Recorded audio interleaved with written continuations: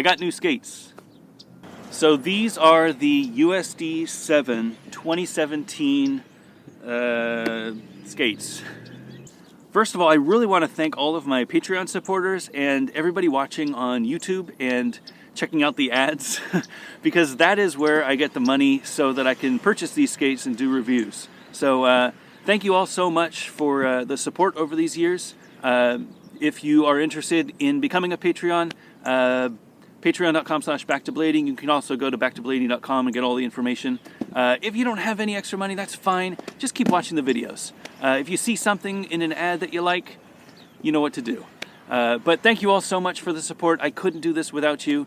I really love supporting the community with reviews, and it's because of you that I can keep doing this. There are a few different models of this skate. This is the, I think it's the top of the line 7. There's also a team version which comes with a cheaper liner. I think that's the biggest difference. But this is also the skate that is underneath the skin of the USD Roman Abrate Pro model. So these are a flat boot sole. So what that means is that the bottom of this boot is flat. So if you take the liner out, and I'll take the footbed out, you can see the inside of this skate is completely flat. Now, why would you want to do that? Well, UFS is a flat mount. So this UFS frame is completely flat. Means that you can switch it around, but it also means that the bottom of the mounting area needs to be flat. Now, if you just skated a skate that was perfectly flat, it would feel really weird. You'd feel like you're falling backwards, you know? If you have normal shoes, you can look at your shoes right now and see that there's a little bit of a heel raise. That helps with comfort, and it helps with a more natural walking forward style lean. If you didn't have a raised heel, it would feel like you were falling backwards. It wouldn't feel comfortable. So a lot of skates come with a forward lean built in. So the plastic area is actually a little higher back here, which means that you're leaning forward by default. With these being flat, it gives them space to put a shock absorber in the back, which makes a more comfortable forward lean than just using a plastic material. Now, typically a flat bottom boot starts around $300. So you can get the Razor's Shift. I think the Razor's SL is now dropped in price, so that's probably a fairly inexpensive option. But you've got the Seba CJ, you've got the USD Carbon as well. There are a few other flat sole boots, but this is probably the cheapest. So if you wanted to get in with a flat sole area, this is only $200 in stores. This one I think was $220, and then the cheaper, the team one, is like $180. I mean, if you wanted to get in on that, this is probably the best boot for a flat boot if you're trying to stay around $200. So the only real difference between the team and this version is the liner. This comes with a MyFit Fat Boy liner. It is heat moldable. I haven't heat molded them yet. I'll probably skate them today and see how they feel, and then heat mold them if I need to. Heat molding is really easy. You put them in your oven at like 200 or whatever the temperature is, 180 I think. Put it in for like 15 minutes. It gets all warm, and then this area on the padding area gets all squishy. Tie it up tight, sit in it, and then it'll mold back onto your foot, which gives a really nice feeling. These liners are really nice. I have these in my Power Slide Imperials, and I absolutely love these liners. The only real difference is the sizing. So this liner is rated for a size 910, which is a EU 43-44, and it's listed as 27.5 to 28. Now my foot is a 28.5. I know I have the same liner for my Imperials, which is the 43-44, but I think this liner is a little shorter. So I'm not sure how that's going to feel. It does have this little neoprene at the front, so my toes can stick out a little bit and stretch that liner. But it's weird that this sizing is the same, but it's actually a little shorter. Now, one of the things that people do with these USD VII skates is they downsize. So this is the 43-44 shell, and it is actually a fairly big shell. So if you were a size 11, you could probably fit in this if instead of this liner you put in a size 11 liner. Additionally, if you were a size 43, instead of buying this shell, you might want to get the 41-42 and then put a 43 liner inside. That will give you a little bit more responsiveness so that your liner isn't moving around inside the shell, and it will still give you a nice comfort feel. All right, let's see how they feel.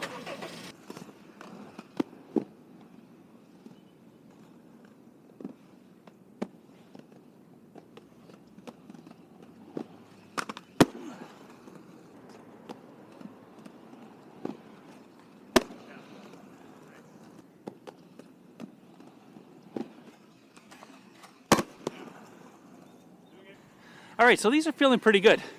I think the fit is good. The length, I was a little worried that because the liner is rated for a 28 at the max, and I'm a 28.5, that the liner was going to feel short, but I'm not having any of that issue. I feel like my toes can wiggle and they're not hitting the front. I don't have any fit issues whatsoever, so really, really happy with that. The shock absorber feels good, landing, this little gap and some airs, I can stomp it and I don't have any pain or any real shock issues. They feel just fine. The weird thing is the lacing. So, I actually struggled trying to get the laces on. They don't lace very high up, at least for what I'm used to. And I had a really difficult time getting them tight. So I'm relying a lot on the buckle to keep my foot in place. And, coming from the Shadow or from the Them 908, I'm used to a very solid shell around my liner, and I'm not getting that feeling. Feels like it's moving around a little bit inside. And I think that's just because there's no wiggle in the shell. It's like the laces really don't matter. Even if I tightened up the laces a lot, it wouldn't pull the shell in a little bit more.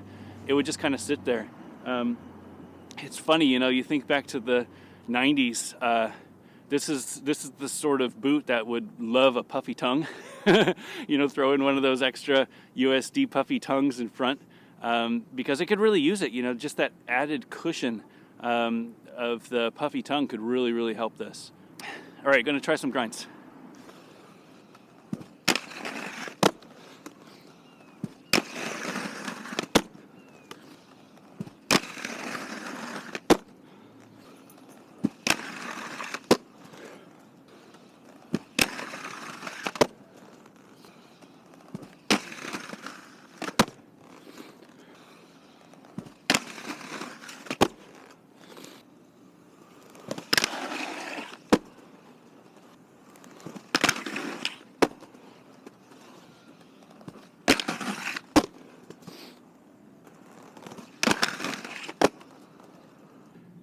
No issues locking soles, that's for sure.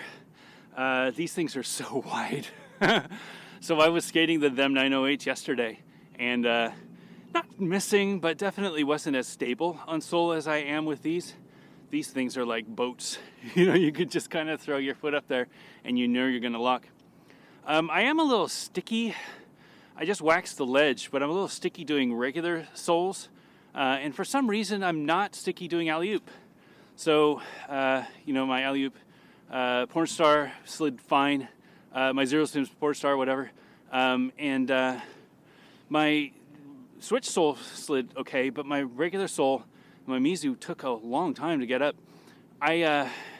This park does have a pretty quick jump angle in front of it, so I don't have the speed that I usually get coming from the left that I do coming from the right. So that might have something to do with it. But I slid that true Mizu pretty clean, so I don't know. I'm going to have to keep playing with it, but so far so good. I mean, they slide fine. They lock fine. I don't have any issues. I'm really curious about Royale. So these frames are pretty low. They're in Kaiser fluid frame, and they're designed for anti-rocker. So the groove is really deep, which means that I don't have to get very I don't have to get very low to get boot down on a Royale trick. And that's gonna be something. Let's see how it goes.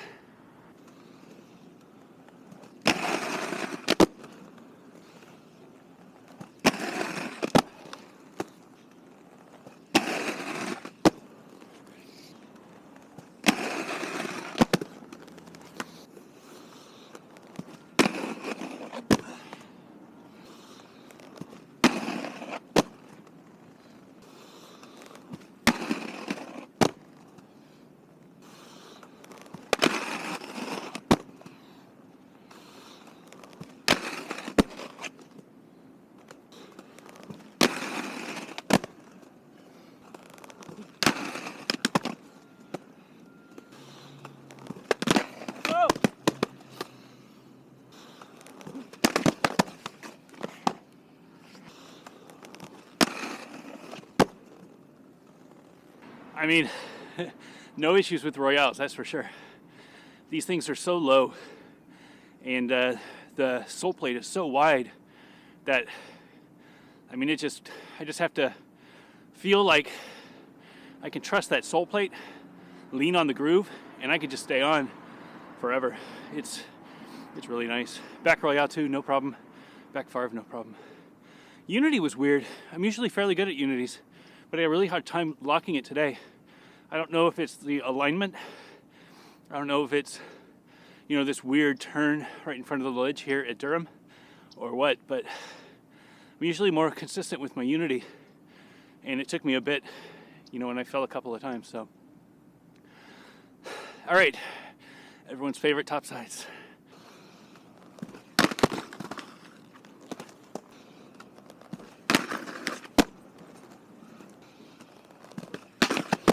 Ah, come on.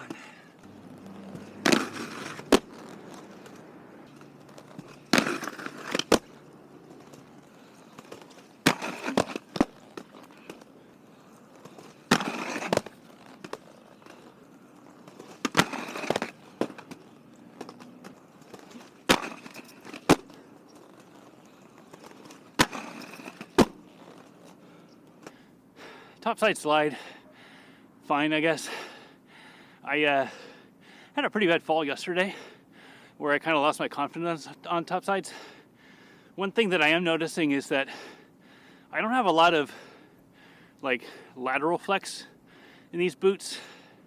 So typically when I land like a kind grind, I guess, I can jump on and then push down on that topside foot so that I can get flat.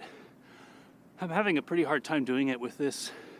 I don't know if the cuffs are stiffer or if it's just me getting used to the boots, but definitely having a harder time getting flat on topside tricks today. But they slide, you know. I'm not great at topsides, so somebody who's good at topsides can probably have no issues with this. I don't feel like I'm missing much. I feel like this big sole and the small frame is a really nice ratio, so I don't have any problem locking. I am having a hard time pushing it down so I get flat on my top sides though, and that might have to do with the cuff, might have to do with me, I don't know.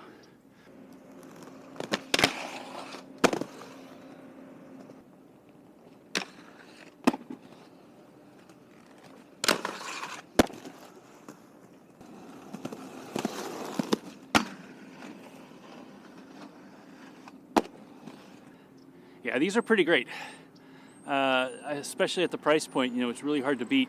I think these were $220 in stores. I actually got them on clearance because I think the new one is coming out for 2019. But if they could stick around that $220 mark, I think these are a really great starter skate. Frames are fast, wheels, you know, we'll see. They look all right. Yeah, the sole feels great, the boot feels great. Liner's great. The only thing that I don't like is that it feels a little too roomy inside that shell, but that might just be my foot. You know, I had heard that these are great for downsizing, so you can probably put this liner in a smaller shell or bring your own liner that's a little thinner, like a Second Skin or an Intuition, and put them in a smaller shell, and that would probably work really nicely for you. Full review coming in about a month. I always wait to do my full review so I can skate them with different setups, try different things, and you know, really get to know the skates. But first impressions, yeah, they're great. I think that you could do a lot worse for the price. I think, you know, on a rating scale, I think these are right up there with my 908s, which is saying a lot because I really love the 908s. They're probably a little cheaper though. You know, now that the 908s are a little more expensive, I don't know what the full price is, but you know, if you can get these at $220, that's a pretty good out-of-the-box skating experience. Thanks for watching. See you guys next week.